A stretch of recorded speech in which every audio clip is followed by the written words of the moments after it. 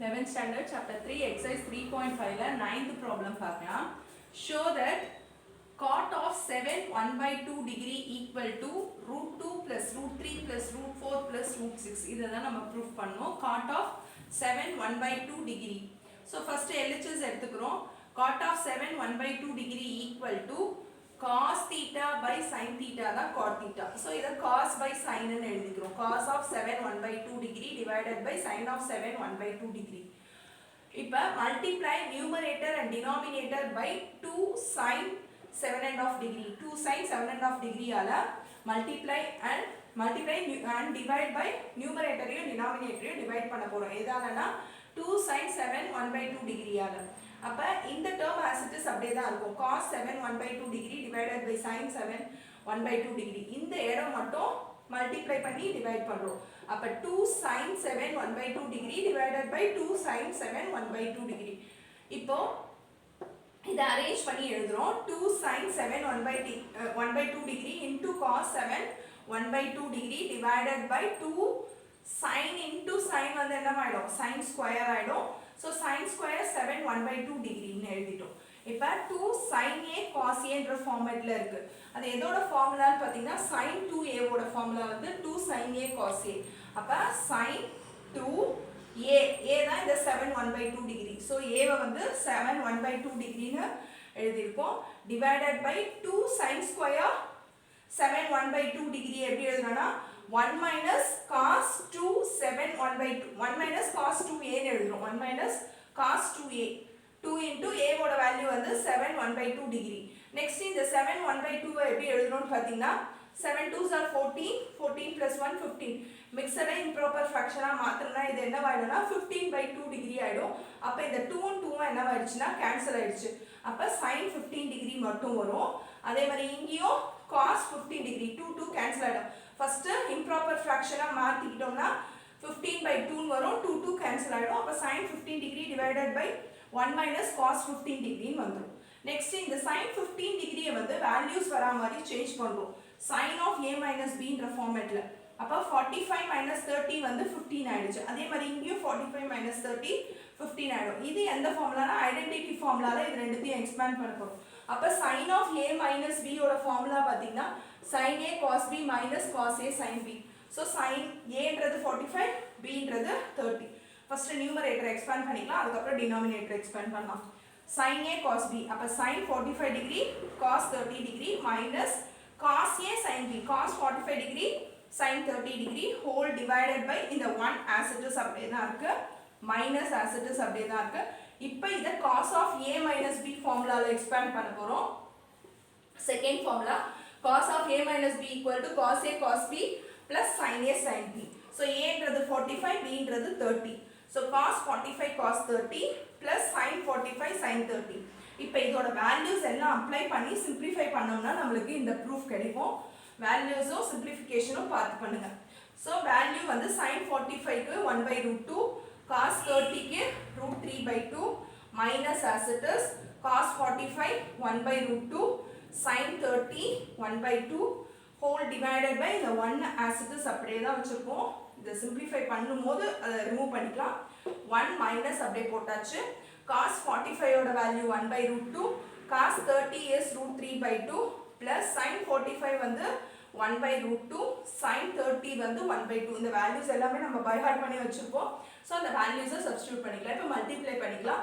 1 into √3 is √3 2 into √2 is 2√2 minus 1 into 1 is 1 divided by 2 into √2 is 2√2 whole divided by இப்போ இந்த 1 as it is இங்க remove பண்ணிக்கலாம். plus into minus minus √3 into 1 வந்து √3 2 into √2 is 2√2 next plus into minus minus 1 into 1 is 1 2 into √2 is 2√2. இப்போ மேல வந்து like டேர்ம்ஸா இருக்கு. அப்ப அப்படியே எழுதிக்கலாம். √3 minus 1/2√2. கீழ பார்த்தோம்னா இந்த 1 க்கு மட்டும் LCM எடுக்கணும். இங்க ரெண்டுமே லைக் டேர்ம்ஸா இருக்கு. அப்ப 2√2 ன்னு போட்டாச்சு. இங்க மட்டும் LCM எடுக்கும்போது இங்க என்ன வந்துரும்னா 2√2 ன்னு வந்துரும் minus √3 minus 1. அடுத்த ஸ்டெப் போறதுக்கு முன்னாடி இத ரெசிப்ரோக்கல் பண்ணி கேன்சல் பண்ணலாம். இப்படியேவும் கேன்சல் பண்ணிக்கலாம். அப்ப √3 minus 1 whole divided by 2√2 minus நான் காமனா எடுத்துர்க்கேன் இந்த ரெண்டுத்துல இருந்து. அப்போ ரூட் 3 + 1 வந்துடும். இது வரைக்கும் தான் ஆன்சர் வரும். இப்போ இந்த இடத்துல என்ன பண்ணுறேன் அப்படின்னு பார்த்தீங்கன்னா ரேஷனலைசிங் த டினாமினேட்டர் பண்ணுறேன். இதோட ஆன்சர் நம்மளுக்கு முடியல, இந்த ஆன்சர் வரணும். ஸோ திரும்பவும் என்ன செய்யறேன்னா ரேஷனலைசிங் த டினாமினேட்டர் பண்ணும்போது இந்த மிடில் இருக்க சைனை எப்பயுமே சேஞ்ச் பண்ணுவோம். அதுக்கு பேர் தான் கான்ஜுகேட் மல்டிப்ளிகேஷன். அப்போ இந்த 2√2 அப்படியே இருக்கு, மைனஸ் வந்து ப்ளஸ் ஆயிடுச்சு. இந்த டேர்ம் அப்படியே தான் வருது ரூட் 3 + 1 ஹோல் டிவைடட் பை இங்கே என்ன போட்டோமோ அதே தான் இங்கே போட்டிருக்கோம். இப்போ இதை மல்டிப்ளை பண்ணும்போது கொஞ்சம் பொறுமையாக பண்ணுங்க. ஃபர்ஸ்ட் இதை இதோட பண்ணுவோம், அதுக்கப்புறம் இதை இதோட, அதுக்கப்புறம் இதோட பண்ணுவோம். திருப்பி இதை எடுக்கும்போது இது இது இது. ஸோ மல்டிப்ளையை கொஞ்சம் கான்சென்ட்ரேட் பண்ணி பண்ணுங்க. 2 as it is root 3 into root 2 வந்து root 6. next plus root 3 into root 3 வந்து இல்லைனா ஒரு ஸ்டெப் போட்டுக்கலாம். இந்த root 3 போட்டுட்டு இந்த bracket போட்டு அடுத்ததுல எக்ஸ்பேண்ட் பண்ணிக்கலாம். அப்போ root 3 into root 3 plus 1, இங்க plus into minus is minus 1 into 2 root 2 is 2 root 2. next plus into minus is minus 1 into root 3 is root 3. next plus into minus is minus 1 into 1 is 1 whole divided by this is இது வந்து a square minus b square. அப்போ aன்றது 2 root 2 the whole square minus root 3 plus 1 the whole square. next இப்போ இதை simplify பண்ணிக்கலாம். இப்போ இந்த 2 root 6 as it is அப்படியே எழுதிட்டோம். root 3 into root 3 வந்து 3. next root 3 into 1 வந்து root 3. இந்த minus 2 root 2 as it is minus root 3 as it is minus 1 as it is whole divided by 2 square பண்ணோம்னா 4, root 2 square பண்ணா 2. so 4 into 2 ஒரே ஸ்டெப்ல 8 ன்னு கூட எழுதிடலாம். இதை வந்து a plus b whole squareல எக்ஸ்பேண்ட் பண்றோம். அப்ப a squareனா root 3 ஸ்கொயர் பண்ணா 3, b squareனா 1 ஸ்கொயர் பண்ணா 1, 2ab. அப்ப 2 into 1 2 into root 3 2 root 3. இப்போ இதை சிம்பிளிஃபை பண்ணிக்கலாம். 2 root 6 plus 2, அதாவது இது எது 3 minus 1 சப்ராக்ட் பண்ணா 2. next இந்த plus root 3யும் minus root 3யும் கேன்சல் ஆயிடுச்சு.